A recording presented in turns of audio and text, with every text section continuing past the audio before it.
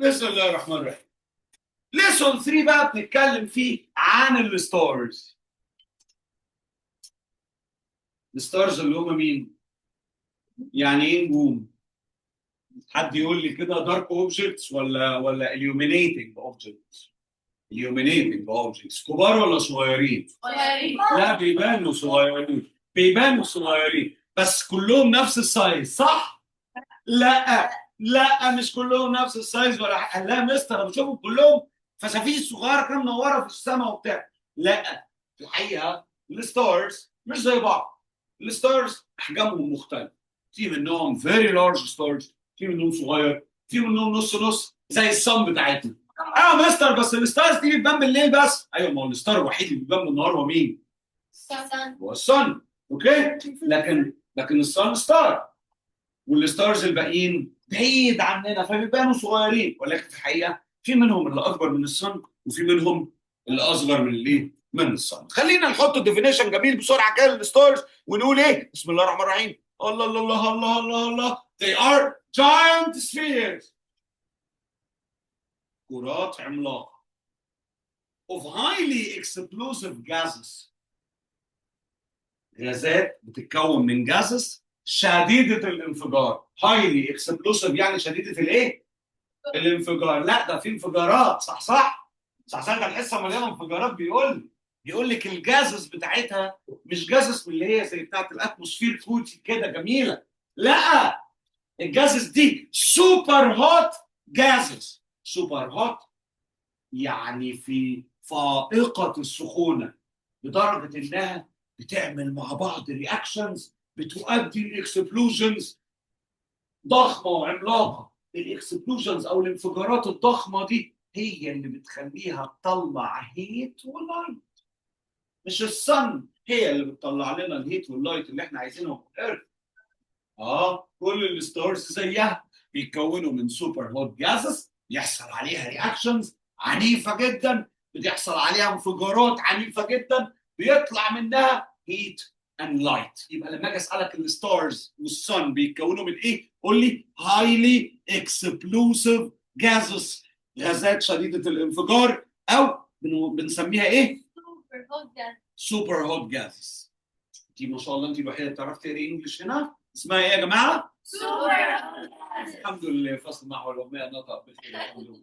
اوكي طيب اصدقائي الاعزاء تعالى نتكلم شويه عن الصن. ما احنا ما ينفعش يعني نبقى بنتكلم عن الارث ونتكلم عن حاجه وسيب الصن بقى مع الستارز بقى، يبقى لازم نتكلم عن الصن. اول حاجه اول معلومه تعرفها الصن والتي تبدو لك اكبر بكثير من الستارز بتاعت بالليل is a medium sized star. يعني الستار اللي انت وفاكر انه اكبر ستار في الدنيا ما طلعش اكبر ستار في الدنيا ولا حاجه. الصن طلع حجمها متوسط، يعني في ستارز اكبر منها وفي ستارز اصغر منها. اوكي but it is the only star located in our solar system. هي الستار الوحيد اللي موجود في السولار سيستم بتاعنا.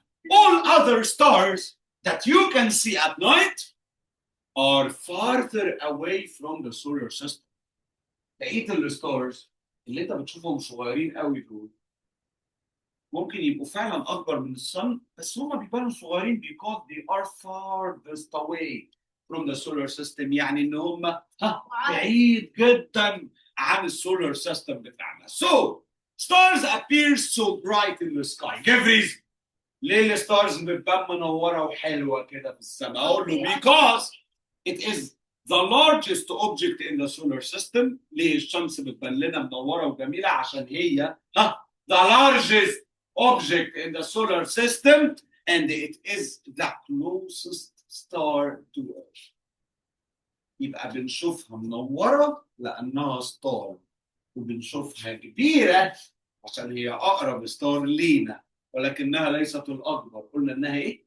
medium sized. medium sized يعني في اكبر منها وفي اصغر منها. It provides Earth with heat and light which are necessary for continuity of life on Earth. يعني هي اللي بتدي للارض الضوء والحراره اللي من غيرهم تستحيل الحياه على الارض، والارض تبقى زيها زي اي كوكب تاني مفيش حياه عليه لو ما وصلهاش الهيت واللايت بتوع الصن. اوكي اوكي اوكي اوكي. اوكي. انتوا نايمين، انتوا نايمين ومش عاجبين. طيب how do the sun produce heat او thermal energy and light energy؟ ازاي بقى؟ حد فهم؟ احنا شرحناه. مين يقول لي هي ازاي بتطلع هيت ولايت؟ عشان في ايه بيعمل ايه؟ انفجارات ايه؟ فاكرين؟ تعال نشوف. ها like all stars، زي كل الستارز the sun uses energy produced from، بتستخدم الطاقة اللي طالعة من reactions between gases. بتحصل reactions ما بين السوبر هوت جازز اللي موجودة على الشمس او اللي موجودة على اي ستار. كل الستارز كده كلهم خلاص to give off heat and light energy. نتيجة لهذه الرياكشنز تطلع انرجي كبيرة بتوصل لنا في صورتين.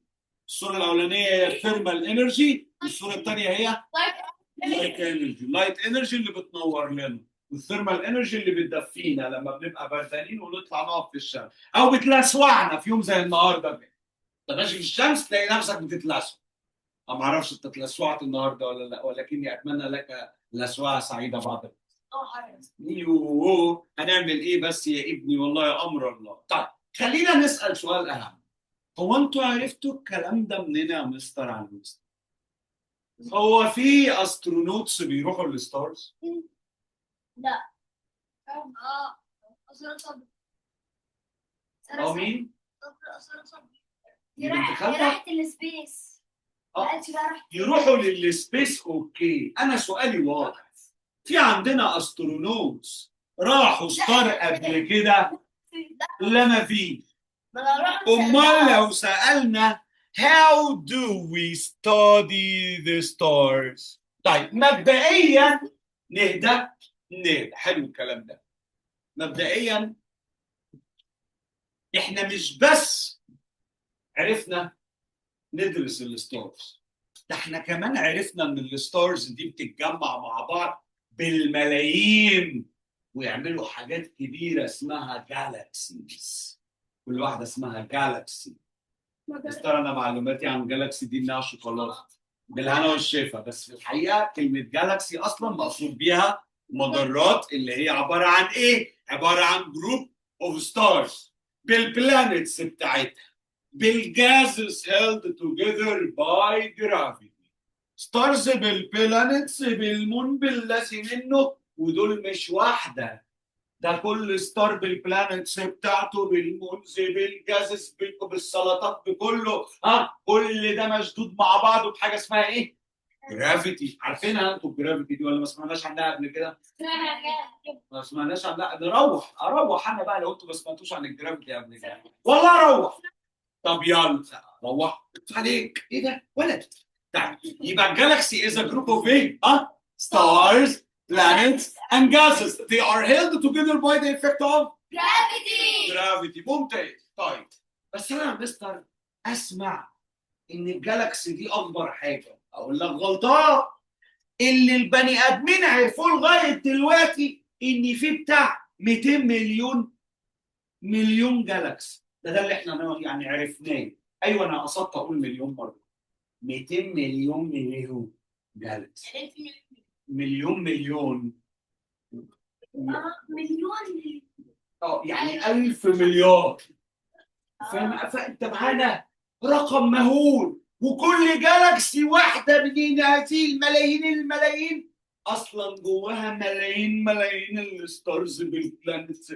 يعني انت اصلا بالصن بالارث بالبلانتس بتاعتك بالسولار سيستم بتاعك ده عامل بالظبط زي نقطه ميه في المحيط الاطلنطي بالنسبه لحاجه اكبر بكتير اسمها اليونيفرس. اليونيفرس اللي هو الكون اللي ربنا سبحانه وتعالى خلقه. هو عادي يعني ربنا خلقه كده اهو. انت بالنسبه لك اليونيفرس ده بالنسبه للساينس بتاعنا احنا ما احناش عارفين هو قد ايه. احنا يا دوب عرفنا يعني نحسب تقريبا عدد الجالاكسيز اللي طلع بملايين الملايين. خبر ابيض. طب وانتوا ما شاء الله يعني عرفتوا الكلام ده ازاي؟ طب الاخت ساره صبري الاستاذ اللي عليها عملت الكلام ده. اقول لك انا الاسترونوتس اللي زي الاستاذه ساره ادهم صبري كانت بتقول عليها خلاص عشان يدرسوا اليونيفيرس عرفوا انه ذا وايد سبيس انه عباره عن فضاء شاسع contains celestial objects هو اللي جواه كل الاجرام السماويه زي مين؟ زي الستارز، زي الجالاكسيز، زي الكوميتس والميتشرز، حتى الهيومن ميد ساتلايتس اللي هي الاقمار الصناعيه اللي الانسان صنعها، حتى السبيس ستيشنز محطات الفضائيه زي اشهر واحده اسمها دي انترناشونال سبيس ستيشن او محطه الفضاء الدوليه. كل ده موجود في حاجه كبيره اسمها ايه؟ The universe. ان شاء الله ان شاء الله نروح الفضاء ومال اطلع لك رحله للفضاء حاضر، بس اتفق مع توك توك ياخدك يوديك الفضاء. مكوك قصدي ايه، ما انا مش قصدي تكتوك، انا قصدي مكوك. يلا بينا. طيب بص يا صديقي، ماشي يا حبيبي حاضر ارسم لك نجمه تمسكها. خلاص يا عسل، خلاص مش ممكن. يلا. So if you look into space، لو بصيت للفضاء، تعالى نتخيل كده ان انت فعلا طلعت انت وواد حمزه ورحتوا للفضاء كده، ماشي؟ وليله السفر بتاعتك للفضاء وقفت تبص للسماء بالليل. في حاجات من اللي انت لما تطلع الفضاء هتعرف تشوفها عادي، وفي حاجات تانية هيبقى صعب عليك تشوفها بالعين.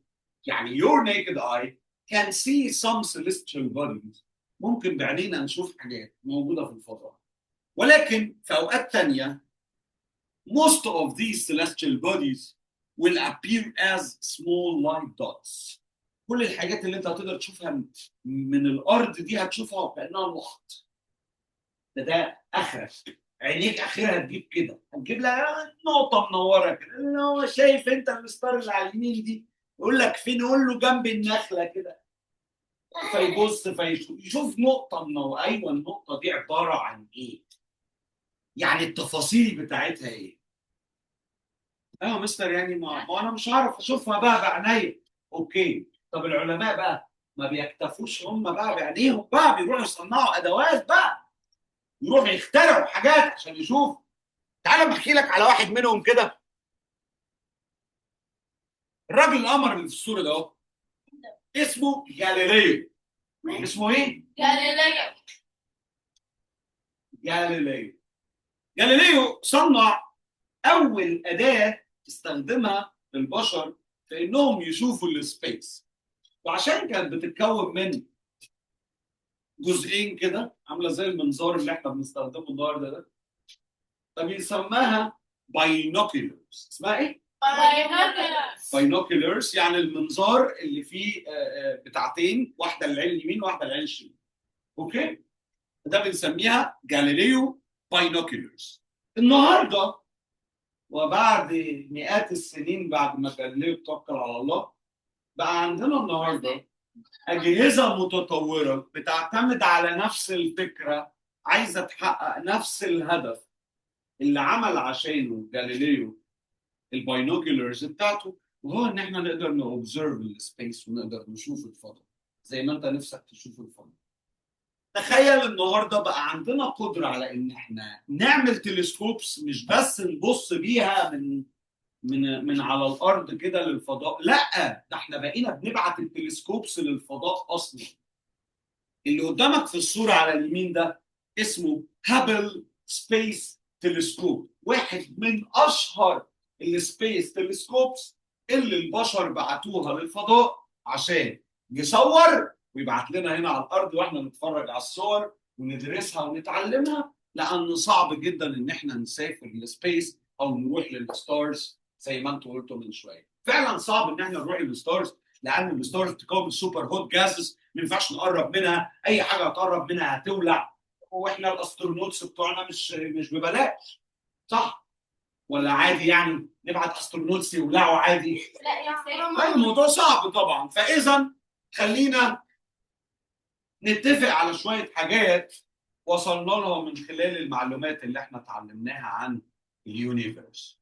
Number one, as the universe is so big, many objects are too far away. لأن اليونيفرس عملاق جدا لدرجة مش عارفين نتخيلوا عملاق قد إيه. جزء كبير جدا من مكوناته are too far away to be seen with the naked eye. بعيد قوي على إن إحنا نشوف المكونات دي بعينينا. فاللي حصل إن كمان الأسترونوتس cannot be sent to study these very distant objects. ما نقدرش وما حصلش ومش هيحصل ان احنا نبعت رحلات للفضاء تروح للاماكن البعيد دي، لان احنا في الحقيقه ما نضمنش انها ترجع تاني. احنا ابعد مسافه رحناها بالاسترونوتس القمر، المون ده اقرب حاجه لينا، ودينا الاسترونوتس والحمد لله عرفنا نرجعهم تاني. ابعد من كده مارس، لو تفتكر السنه اللي فاتت، مارس اللي جنبنا على طول في السولار سيستم، صح؟ مش مارس جنبنا؟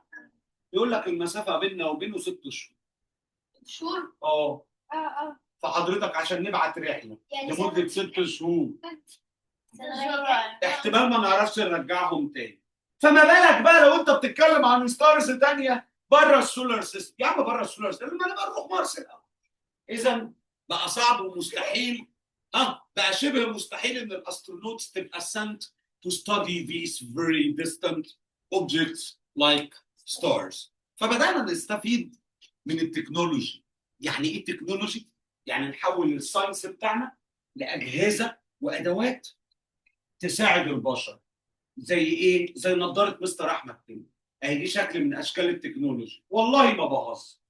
الساينس بيقول ان احنا نقدر نخلي مستر احمد اللي مش بيشوف كويس نعمل له جهاز بسيط يحطه على وشه فبيتكون من عدسات فيقوم يعرف يشوف الحاجات اللي مش بيعرف يشوفها.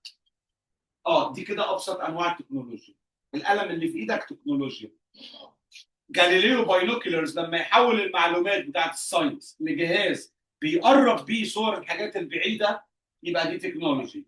لما نوصل لان احنا نبعت التلسكوبس للفضاء ونعمل حاجه زي هابل سبيس تلسكوب يبقى دي كمان technology. So the human technology helps human to invent some tools. التكنولوجي بتساعد الانسان انه يبتكر ويخترع بعض الادوات والاجهزه to see distant celestial objects in more details. يعني مش بس يشوفها زي ما كنت بتشوفها بعينيك نقطة منورة، لا ده احنا بنشوفها وبنعرف ندرس التفاصيل اللي موجودة عليها ونعرف نستنتج من التفاصيل دي معلومات كتير عن السلستيال اوبجكتس اللي بتبقى ديستنت او اللي بتبقى بعيدة قوي قوي عننا.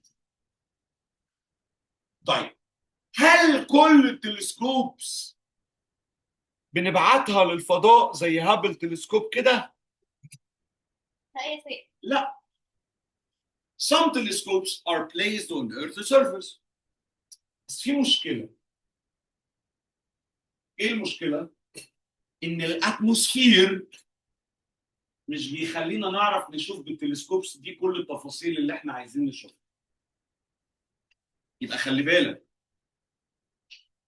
Some telescopes that are placed on Earth's surface cannot observe a very distant celestial object. Give reason. ليه التلسكوبس اللي موجوده على الارض ما تقدرش تجيب لنا كل التفاصيل عن الحاجات الديستنت السيلستيال بوديز او الاجرام السماويه البعيده، سواء بقى كانت بلانتس او ستارز او ايا كانت هي ايه؟ قال لك because او due to the presence of the atmosphere. طب الاتموسفير ده وجوده ميزه ولا عيب؟ طبعا ميزه، ولكن في الحاله دي بيبقى مشكله. ليه؟ because it acts as a protective layer around the earth. لانه بيبقى عامل بالظبط زي طبقة الحماية اللي موجودة حوالين الأرض. طبقة الحماية دي الأتموسفير allows some light waves to pass the earth. يسمح لبعض أنواع اللايت waves امواج الضوء بيسمح لجزء منها انه يعدي while it blocks some other light waves في حين انه بيمنع دخول light waves تانية. خليني اشبهها لك بحاجه اسهل شويه. عارف لما تبقى لابس نظاره شمس انت بتبقى شايف الحاجات وانت لابس النظاره الشمس صح؟ بس شايفها اغمق شويه. ما انت شايفها بكل التفاصيل، ما انت شايفها بالوانها. هو بالظبط الاتموسفير عامل كده، طبقه حمايه بتعدي جزء من اللايت وبتمنع جزء من اللايت. احنا عشان نشوف كل التفاصيل عايزين نستقبل كل اللايت، فالاتموسفير بيمنع الحكايه دي. فانت هتشوف على قد ما الاتموسفير بيوصل لك لايت ويفز. فللاسف مش بنعرف نشوف كل التفاصيل. عشان لو انت بتسال نفسك ايه اللي يخلي البشر يبعتوا هابل تلسكوب اللي بمليارات الدولارات ده يبعتوه للفضاء، واقول لك سر، لما كنا رايحين نبعته للفضاء ما كناش عارفين في الاول هنرجعه تاني ازاي. والله العظيم الساينتست ما كانوش عارفين اذا كان هيرجع ولا لا. يا لهوي، يعني يبقى بالفلوس دي كلها وممكن ما يرجعش. طب ليه اصلا؟ هي التلسكوبس اللي على الارض مقصره معانا في ايه؟ طلعت مقصره، بس في الحقيقه مش هي اللي مقصره. هي للاسف مش بتكون الصوره كامله بسبب وجود مين؟ الاتموسفير اللي بيلعب دور protective layer، طبقه حمايه allow some light waves to pass through the earth، بيسمح لبعض لموجات الضوء انها توصل للارض and blocks some other light waves، وبيمنع بعض انواع امواج الضوء الثانيه. وبالتالي ما بقاش عندنا حل تاني غير ان احنا نعمل حاجه اسمها سبيس تلسكوبس. طب اقول لك سر كمان، هابل تلسكوب مش هو التلسكوب الوحيد اللي احنا بعتناه للفضاء، ده احنا عملناه. هابل تلسكوب ده بيشتغل باللايت العادي اللي احنا بنعرف نشوف بعض بيه. بعتنا بقى بعد كده انواع تانية من التلسكوبس بتستخدم انواع اللايت ويفز اللي مش بتوصل للارض، زي الانفراريد راديشنز الاشعه تحت الحمراء، والالترا فايولت راديشنز الاشعه فوق البنفسجيه. دي انواع من اللايت احنا ما بنشوفهاش. عارف زي ايه؟ زي اللايت اللي بيطلع من الريموت كنترول عشان يشغل التكييف. عمرك شفته قبل كده؟ عمرك ما شفته ولا هتشوفه، لان عيننا اصلا ما بتشوفوش. بس التلسكوبس دي تعرف تستقبل اللايت ده، تعرف تكون بيه صوره.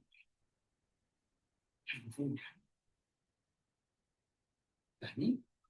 مش انت احيانا بتشوف صور بكاميرات مراقبه من مكان ضلمه وكونت صوره؟ هو اصلا في حاجه هو انت عينيك بتكون صوره لو الدنيا ضلمه؟ لا. امال الكاميرا دي كونت الصوره ازاي؟ حد سأل نفسه؟ بتستخدم انواع تانية من اللايت غير اللايت العادي. على فكره الكاميرات دي كده بتصور في الضلمه. والله بتشتغل بانواع تانية من اللايت غير اللايت اللي احنا بنشوفه ده. فلو الدنيا ضلمه خالص هي بتطلع نوع معين من اللايت كده وبتستقبله فتعرف تكون صوره. انت ما تقدرش تشوف. اوكي؟ طيب خليني احاول نحل كام سؤال كده مع بعض. وطبعا لان ليديز فيرست هنبدا بالبنات وبعدين الاونلاين وبعدين الشباب. ايه يا عم في ايه؟ هو ايه يا عم؟ هو ايه كل مره ايه؟ يلا بينا يا بنات. اول سؤال، why the space that contains the celestial objects is called ايه؟ جالاكسي. ما شاء الله. اسمه ايه؟ اسمه ايه؟ يونيفرس. ماشي ما شاء الله. انتوا قاعدين بتتفرجوا وبعدين بتصححوا لهم. يلا تاني. The wide space that contains the celestial objects is called the universe. برافو يا بنات ما شاء الله. تمام. يلا يا اونلاين افتح المايك وقول معايا. A protective layer around the earth allow some light waves to pass and the other blocks the other light waves. It's called the ايه؟ اتموسفير اتموسفير يا سيد. اتموسفير، برافو. يلا بينا. طيب نجاوب السؤال اللي بعد كده. جالكس